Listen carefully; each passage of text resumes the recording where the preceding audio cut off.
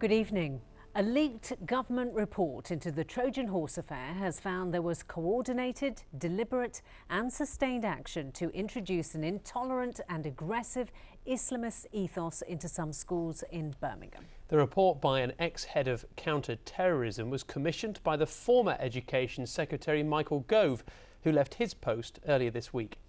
Within hours of the leak appearing in a national newspaper, Birmingham City Council released its report into the affair, which finds no evidence of a conspiracy to promote violent extremism or radicalisation in schools. Andy Bevan is in the newsroom now. Andy, two reports, apparently opposing conclusions. Why? Well, it might be because the reports used different evidence surrounding the claims of a plot to infiltrate Muslim schools and run them under strict Islamic guidelines. That, you'll remember, was the essence of the Trojan horse letter. Now, the government report was compiled for the Department for Education by Peter Clark, the Met's former head of counter-terrorism. He gathered 2,000 documents and spoke to 50 witnesses, including former head teachers, council staff and school governors, but not to parents or pupils.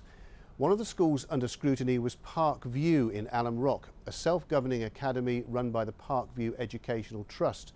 Three of the trust, including the chairman, Tahir Alam, resigned this week after earlier investigations by Ofsted led to Park View and two other schools they ran being placed into special measures. With the help of West Midlands Police, Peter Clark obtained a 3,000-message social media conversation between senior teachers at Park View, in which the topics included explicit homophobia, highly offensive comments about British service personnel, ambitions to increase segregation at the school, scepticism about the truth of reports into the murder of Lee Rigby, and an undercurrent of anti-Western, anti-American and anti-Israeli sentiment. In all, Clark looked at the running of several schools in Birmingham and concluded there was a coordinated, deliberate and sustained action to introduce an intolerant and aggressive Islamist ethos into some schools in the city. Now, in the light of the leaked Clark report, this morning, Birmingham City Council hurriedly released its 151-page report into the affair, headed by former Coventry head teacher Ian Kershaw. The council insisted that Kershaw only use verified evidence in his investigation, which excluded things like those social media conversations between the teachers. Now, in its findings, the Kershaw report says the evidence does not support a conclusion that there was a systematic plot to take over schools. Kershaw did find, however, that the City Council had known about problems with some of its schools as far back as 2007, but had failed to act on them due to a fear of being branded racist or Islamophobic. This afternoon, the council leader apologised for that. Yes, the reason for the apology is quite simple. I think this whole affair has done damage to the city of Birmingham. It's done damage to the communities of Birmingham. And in particular, it's raised the spectre of Islamophobic nature or activity, which has done damage to the Muslim community of Birmingham. And I think we have to apologise for that. We should have got some of these matters right first time. We didn't, and therefore the failures in some of our schools has resulted in that damage being done. Well, Birmingham City Council has promised to act on the 21 recommendations made in the Kershaw report, and it's pledged to set up a mechanism for whistleblowers to voice their concerns over schools and improve its responses to them. The Clark report, meanwhile, is due to be officially released next week. Andy, thank you very much. Well, it's not only Birmingham City Council that's been criticised today. The government has also been accused of failing to properly monitor activities at academies. We can join our political correspondent, Alison Mackenzie in Westminster, who's been talking to the newly appointed Education Secretary, Nicky Morgan. Alison, what is the political fallout of these reports? Well, the fallout quite simply is huge. It'll be on the floor of the House of Commons next week. And you'll remember the now departed Education Secretary Michael Gove had that almighty spat with the Home Secretary Theresa May, appearing to blame the possibility of extremism at the Home Office door. So it's already caused ructions here. And of course now Michael Gove has been replaced by the Loughborough MP, Nicky Morgan, as the new Education Secretary. And I put it to her this afternoon, was she not accepting from her predecessor something of a poisoned chalice? At the heart of all this, we must not forget we are talking about children's education, and what we will be talking about is how we look after that education and also the lessons to be learned from both reports, which I will be considering carefully over the next few days. Can you answer the question, is extremism happening in these schools? Well, that's something I'm going to be talking about in Parliament next week, and that's exactly what we asked Peter Clarke to look at, and that's exactly what he's reported back to me on. She wouldn't be drawn further. These are leaked reports. Who's leaking them, one asks, but that is the official view. Wait till next week when there'll be proper scrutiny of them. Of course, Labour now weighing in on this. All the MPs in Birmingham very angry at the way that no one seems to have got a grip on this. These are the words tonight of Liam Byrne, Hodge Hill MP. There was obviously some bad behaviour which threatened education standards, and frankly we can't settle for second best. We expect people who we pay to go to work to do a job on our behalf.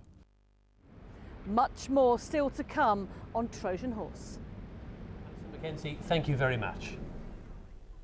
Well, we're joined by a governor at one of the schools named in the Trojan Horse allegations that's been investigated as part of these reports. Mohammed Shafiq is a governor at Golden Hillock School, which is one of those schools being investigated. Well, what are your reactions to these two reports that have been brought to our attention today? Well, as you can see, both reports seem to have come to a very different conclusion, where Mr. Clarke's report seems to be suggesting that there were potentials of students getting to extremist views, whereas Mr. Kershaw's report is suggesting that there was no potential for extremism or radicalisation. Obviously they are quite contrasting, and that's actually causing quite a confusion for people like ourselves as to exactly what we have done or what we haven't done. The leaked report from Peter Clarke is very strong, though. He says a deliberate and sustained action to introduce an intolerant, aggressive Islamist ethos into some schools. How do you react to that? I can't speak for all the other schools. I can speak for Golden Hillock School. At Golden Hillock School, certainly we have a governing body that has been very unaccepting of any extreme forms of religious indoctrination. So I can quite confidently say at Golden Hillock School there is no such thing going on. Now, we as governors, and this needs to be borne in mind, there's 13 governors. Even if we spend 10 hours each term in school, that's 130 hours. Golden Hillock School has 8 lead management team staff, and they work 35 hours a week. And if you work out the number of hours, how much influence can a governing body exercise in terms of actually influencing such as an extremist agenda compared to the leadership team? But that may be the case, but there are people who will say these schools are promoting the Islamic way of life, and for somebody from the outside it looks like it's becoming a faith school when actually it isn't. If people are that concerned, those people, especially those people in authority, rather than sitting in dark rooms writing reports, maybe they should have taken the time and the trouble to actually go into the schools that were actually being named and the reports and into the schools and see what these practices were. People will say there's no smoke without fire, so there's got to be evidence of something going on. Well, I've been the chair of governors at Golden Hillock School since 4th of December, and around about the end of February all this stuff, beginning of March, started coming out. Now, you tell me with my new governing body from the 4th of December to the 30th of March, when Ofsted came in, how much influence we could have exercised in terms of an Islamic agenda in that school in 4 months, how we could have overturned an ethos within 3 or 4 months. If any people can go in and turn a school upside down in 90 days, then the systems in school must be very weak. All right, Mohammed Shafiq, thank you very much for coming in. Thank you for inviting me. Other news now, and a young man from Leicester has been named